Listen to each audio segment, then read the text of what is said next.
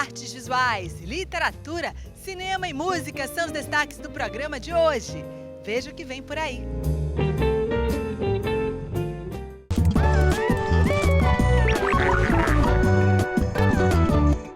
E a gente começa com cinema. Vamos contar a história de um filmão, viu? A história do pastor Cláudio, um ex-delegado responsável por assassinar e incinerar os corpos dos opositores à ditadura militar no Brasil. Narra a história dessa persona com o defensor dos direitos humanos, psicólogo e ativista Eduardo Passos. Para saber de tudo isso, curiosidades e bastidores, a gente conversou com a diretora do documentário, Beth Formagini. Eu passei um período sendo executor. Então a gente chegava, aqueles dois, a gente já sacava e executava. Eu saquei e atirei na cabeça dele. Pastor Cláudio é um filme, é uma conversa entre um pastor evangélico e um psicanalista, Cláudio Guerra e Eduardo Passos.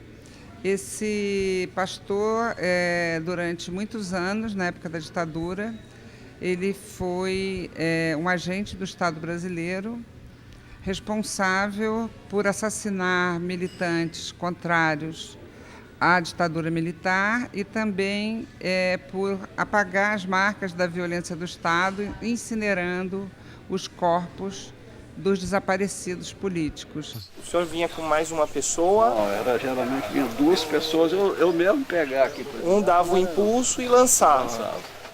Só lá eu levei 12 corpos para ser incinerados ali, na usina de campo. A gente se preparou bastante, assim, estudando muito o período, estudando também as outras entrevistas, porque o Cláudio ele fez depoimentos para a Comissão Nacional da Verdade. E depois de muito preparo, a gente então resolveu enfrentar, né, essa situação de se encontrar no mesmo espaço que um assassino acusado de tantas mortes, né? E que é levado, os que ia para... É o DOI-CODE. DOI-CODE, que é em São Paulo, que ser a sede, né, da Operação Radar. Então, para que a gente obtivesse toda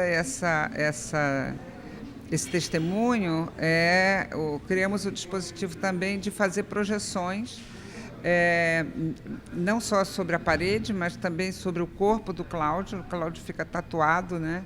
E ao mesmo tempo tem uma sombra dele que é projetada na parede, em que isso vai criando nele um diálogo entre ele e essas imagens, né? Na verdade, essas imagens elas interagem. Ele interage com essas imagens. Ele estava sentado ou ajoelhado, eu não lembro, assim, gemendo mesmo, muitas dores, né? Perto de uma árvorezinha. Eu saquei e atirei na cabeça dele.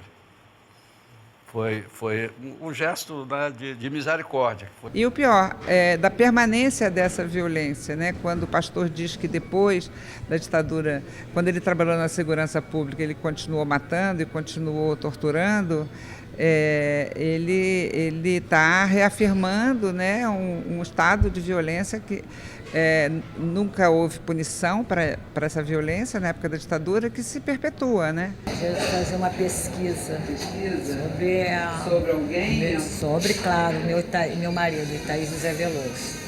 Mas ele não morreu exatamente? Não, ele não foi morto, ele é desaparecido político. O último terço do filme, quando ele fala da volta, né, que está realmente havendo um retorno, que essas forças de extrema-direita estão se reorganizando, que é o que a gente está vivendo hoje no Brasil, né? Uma época em que se comemora, né? O governador do estado do Rio de Janeiro comemorando mortes, né? De uma forma a legitimar toda uma violência, né? E não só com relação à violência do Estado, mas legitimando também assassinatos no campo, de lideranças indígenas, lideranças camponesas. O país, então, ele está vivendo um momento de silenciamento dos movimentos populares, né, através de atos de violência. E tinha essa represália para poder julgar a culpa na esquerda. Agora eu não sei o que veio daí. Para nós era muito importante fazer com que o pastor falasse ali diante das câmeras, né? e que nos contasse, né, essa história que ninguém conta, né? Geralmente a gente escuta a voz das pessoas que sofreram essa violência, mas as pessoas que praticaram essa violência, eles não falam. Então, para nós era muito importante que o pastor Cláudio nos contasse essa história, para que a gente conheça a história do Brasil, para a gente saiba o que aconteceu realmente. Mas o que eles têm em comum? Ó, esses que eu mostrei aqui, que eu não estou lembrando bem o nome, não está fugindo a memória, estou com a memória bem cansada por causa da idade, né? Mas eram líderes dos partidos comunistas. Né? Tá aí. Assunto denso, importante da gente refletir. Recomendo que todo mundo assista ao documentário. E nunca é demais dizer, lembrar e repetir: ditadura nunca mais. O Museu de Arte Moderna da Bahia apresenta Humanamente Negro. 4 exposições super bacanas. A exemplo dessa aqui na Capela do Man, a gente vê ao fundo fotografia de Roberto Braga, curadoria aqui desse espaço, dessa exposição de Alberto Pita. O projeto Humanamente Negro preencheu a programação do Museu de Arte Moderna da Bahia em celebração ao mês da consciência negra, na capela do museu, obras de artistas negros baianos. Na sala Rubem Valentim, a trajetória dos blocos afros a partir das indumentárias, proposta pelo artista Alberto Pita. E no casarão principal, a exposição do escultor norte-americano Melvin Edwards. Aço é flexível. Se você martelar, ele dobra. Ferro, se você bater, ele quebra. Mas ele é mais duro. Então você pode produzir instrumentos afiados para trabalhar o acabamento.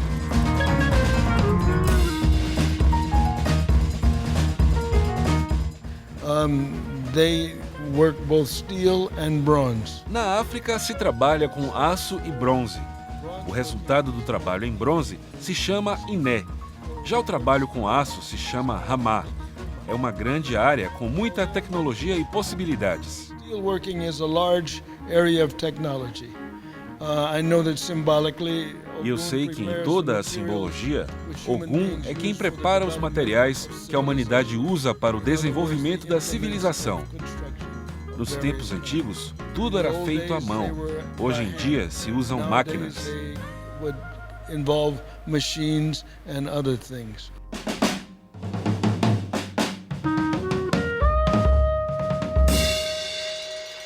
I was in Brazil in January, in São Paulo.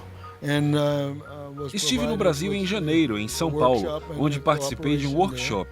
Depois, eu selecionei os materiais com que queria trabalhar e comecei o processo.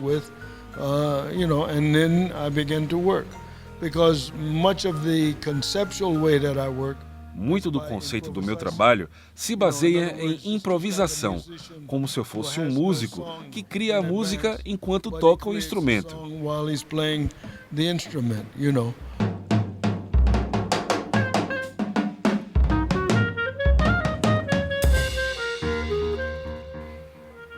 In the development of a baby or child. Uma gestação de uma criança leva 9 meses. Digamos que eu leve 9 dias para fazer uma escultura. As diversas peças e materiais que reúno, o que elas são originalmente e o que passam a ser combinadas, geram algo único e você ainda consegue reconhecer os objetos. Will be something unique, and you may still recognize the object.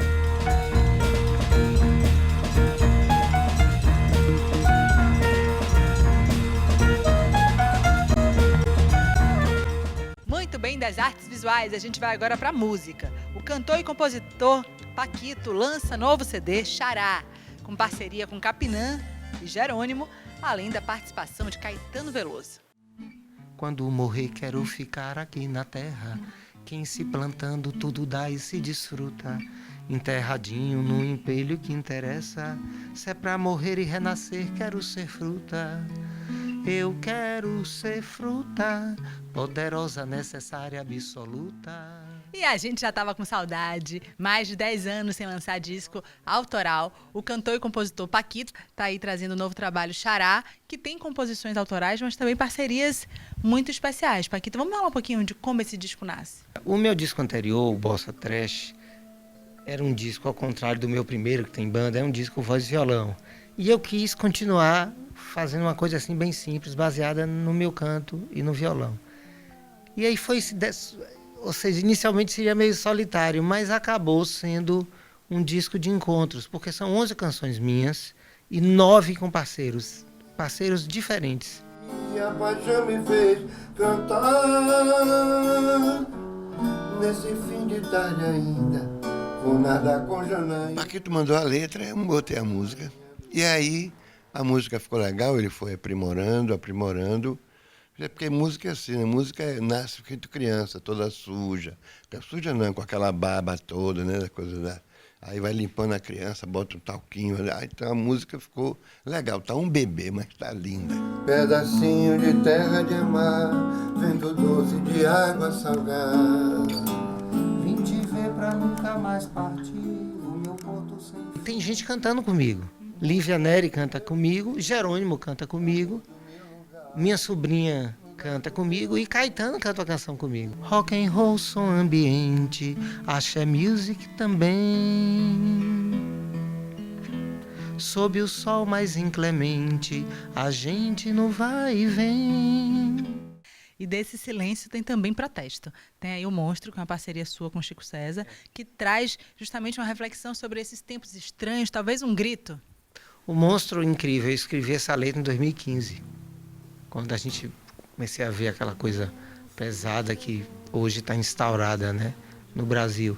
Aqui na Bahia a gente está um pouco protegido, mas muito invadido pelo ódio. Né? Num mundo pleno de ódio e amor, não adianta chamar a polícia, não tem sentido alertar a família. Ninguém segura a criatura e seu terror. É um disco, inclusive, que tem muita reza, né? Xará é uma oração, mas eu sou uma pessoa rebelde, assim. Somente com isso eu fui educado na religião católica e sempre questionei, mas está tudo muito presente, né? Então tem realmente eu peço para ele descer do velho altar. Eu fiz essa música do Santo Antônio porque Jota fez a música. Que seria de mim, meu Deus, sem a fé em Antônio? E ele não é Antônio, ele é joviniano e eu sou Antônio. Aí por isso que é Antônio meu xará. Fiz para brincar um pouco com ele e também porque aconteceu uma coisa que eu pedi mesmo.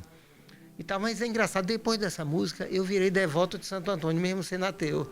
Desça desse velho altar e desfaça seu mal feito. Produtor, quando a gente está nesse lugar assim, pelo menos como a gente trabalha aqui no estúdio, né, o nosso foco é a música, em primeiro lugar. Então, a gente procura ver no artista o que é que o artista está trazendo, né, que material que é esse, o que é que ele está buscando ali dentro daquilo, e como ajudar ele a fazer aquilo da melhor forma, expressar aquilo com toda a intenção dele, né? Eu sou uma pessoa profundamente baiana, mas eu sempre defendi uma Bahia plural. Eu acho que eu estou aqui a serviço da canção. Se você me perguntar o que é, eu faço canções. O monstro naturalmente exibe os dentes à luz do dia, caninos proeminentes na boca quente e macia. Bandido bom é bandido morto, Jesus moído até o osso, o monstro habita o esgoto. A gente vai para aquele rápido intervalo. Só o tempo de você se alongar, se hidratar, esticar as perninhas e daqui a pouquinho a gente volta com mais Soterópolis. Até já!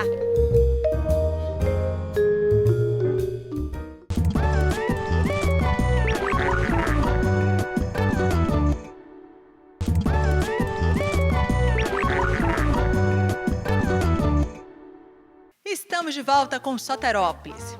Olha só, a gente aproveitou a reunião do pessoal do audiovisual durante a 5ª edição do Nordeste Lab para refletir sobre um assunto muito importante.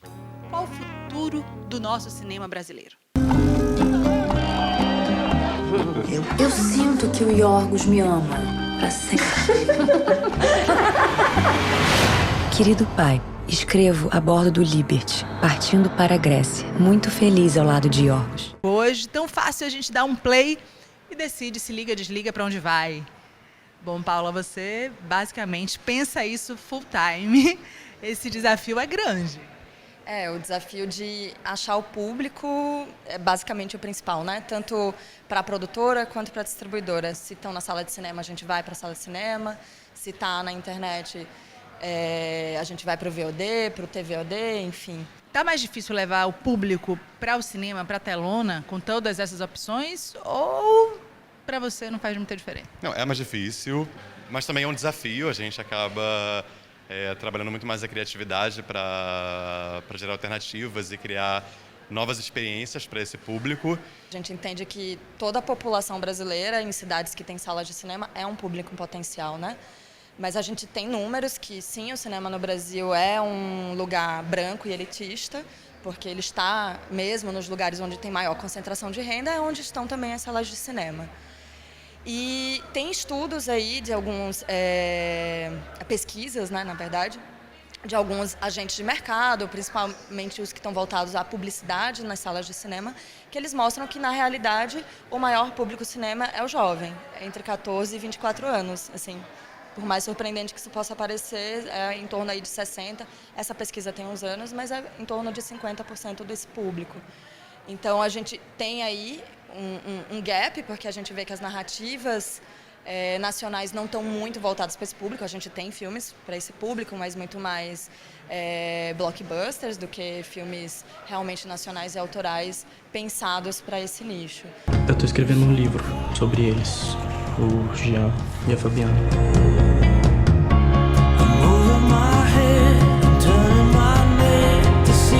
Eu entendi onde a senhora está querendo chegar com essa entrevista. A gente ouve falar, que a distribuição é o calcanhar de Aquiles. Hoje você tem uma produção extensa, significativa, expressiva, mas como fazer chegar? Acho que as pessoas falam muito do calcanhar de Aquiles porque elas entendem como se fosse um processo dissociado, né? Fazer o filme e distribuir o filme. E aí não pode ser. A gente tem que estar conectado desde o começo. Esse filme, desde a escrita, ele está pensado para alguém. E a gente só vai pegar esse fio e levar para essa pessoa. Então, a gente tem que estar cada vez mais juntos, produtores e distribuidores, para pensar isso no todo, né? Pensar a distribuição desde o início, e não na distribuição, pensar no público, desde a gênese do projeto é fundamental. E nós, como distribuidora, o quão antes a gente estiver no projeto, melhor, porque o cinema é uma arte coletiva e a gente pensa sempre em somar, e enquanto tem o diretor com a criação, a produção, fazendo o filme acontecer. Com sorte você engravida. Eu não quero engravidar agora. Eu vou prestar a escola de Viena. Você tá um pouco chateada, né? Com a sua irmã, que fugiu. A minha irmã não fugiu. Ela foi viajar. Quando a gente pensa no streaming e a internet como uma parceira, uma aliada também desse canal de se chegar no público e de ser acessado, assim, isso modifica a forma de produzir cinema, de fazer filmes. Como é que você vê isso? Acho que não modifica, de jeito nenhum. Quando veio a TV, o pessoal do cinema achou... Vão existir inovações na linguagem, mas eu acho que isso permeia todo o nosso fazer artístico. Mas o conteúdo continua sendo o mesmo. Tem que ter uma história, tem que ter uma narrativa que prenda o público do começo ao fim. Então, ter boas histórias, ter bons filmes, isso supera toda e qualquer mudança tecnológica. Então, o caminho é olhar para bons conteúdos e entender com cada tecnologia a forma que você vai alcançar o público para esse conteúdo que você acredita e que você vê com o potencial de se comunicar com as pessoas. Eu acho que ninguém tem que ficar com medo, tem que saber aproveitar melhor, porque o jogo vai ser esse agora, né? Nós temos banana. A arte é divina demais para ser normal. Eu acho que todos os artistas têm uma iluminação diferente. Eu sou travesti da família brasileira. Gonçalo Júnior, jornalista, talentoso e incansável, acaba de lançar mais um livro, Famigerado, a biografia do bandido da luz vermelha. Ele aterrorizou toda uma cidade deixando um rastro de sangue. O mais famoso ladrão e assassino surge agora no maior filme do ano. Ei, seu Zé! Acorda, seu Zé! Tô afim da joia do Tutu. Qualquer coisinha eu passo fogo. É um livro que conta a história de um psicopata, um estuprador, que não tem quase nada a ver com o filme, mas ao mesmo tempo tem um processo de desumanização, de violência no sistema carcerário brasileiro. ele foi levado à loucura, literalmente, dentro da prisão, com abusos, com violência.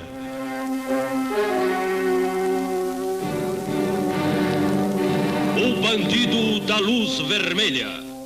Eu queria fazer uma biografia desse cara, porque eu acho que ele foi uma pessoa, um personagem que mudou a história cultural, social de São Paulo na década de 60. Uma senhora me disse que depois dele, o Bandido da Luz Vermelha tinha matado todo o romantismo que havia em São Paulo. As mansões começaram a construir muros que elas não tinham. Eu fui atrás dos processos. Eu encontrei 88 processos contra ele, com aproximadamente 23 mil páginas. Fui organizando cronologicamente, uma por uma, mês a mês, semana a semana. Depois que eu montei esse esqueleto, essa coluna vertebral, aí eu comecei a ir preenchendo. Fui atrás de pessoas que sobreviveram, que conheceram ele, fui atrás de material de imprensa, e aí eu fui montando a coisa. Como todos os processos correram em segredo de justiça e é um material praticamente inédito, então você se farta com aquilo, né?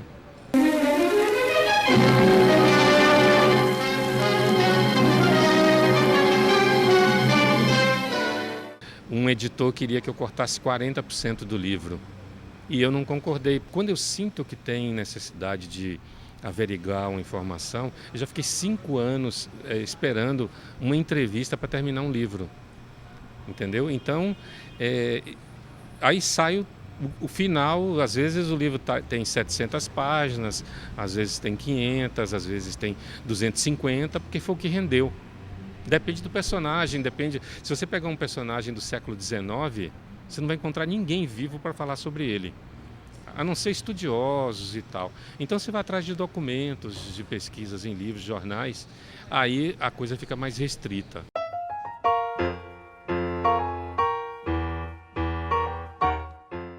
Eu levei 8 anos para publicar um livro. Eu tive 27 nãos. Eu recebi as cartas das editoras dizendo não, e eu pegava aquilo e reescrevia. Eu gostava de colar as páginas, levemente, assim, as 20 primeiras páginas, para saber se alguém estava folheando os livros, para eu ter certeza de que eu estava sendo avaliado ou não. E não estavam.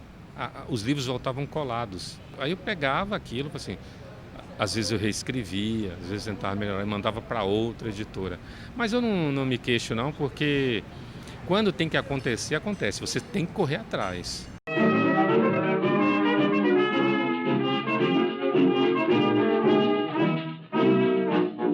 Quem nasce lá na vila, nem sequer vacila ao abraçar o samba. Há 3 anos você fundou a Editora Noir. Como é que é agora essa nova fase como editor? A gente já fez 22 títulos. O que a gente tem aprendido é que algumas coisas, o mercado está saturado e a gente está focando agora em biografias diversas e música. E finalmente consegui a liberdade que eu queria para publicar o que eu quero, sempre com muita responsabilidade. Someday you'll fall in love like I fell in love with you. Por hoje é só, muito obrigada pela sua companhia. Para ficar por dentro de todos os nossos assuntos valendo mesmo, basta seguir a gente nas redes sociais, Facebook, Instagram, Twitter. Pode ainda rever toda e qualquer edição da nossa temporada acessando o nosso canal no YouTube ou ainda mandar aquele alô que a gente tanto gosta, tanto espera, 71-3116-7377, soterópolis@gmail.com. A gente vai, mas a gente sempre volta. E eu espero por vocês. Boa semana e até o próximo programa.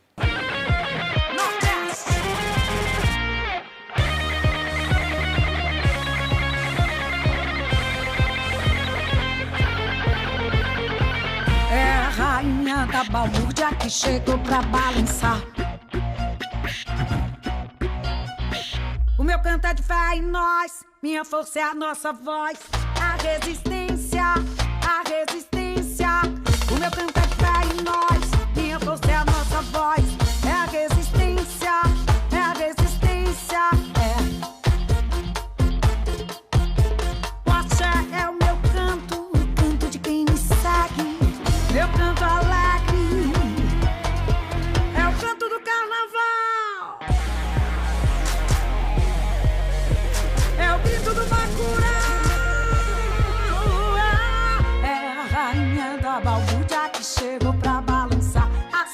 cachaça.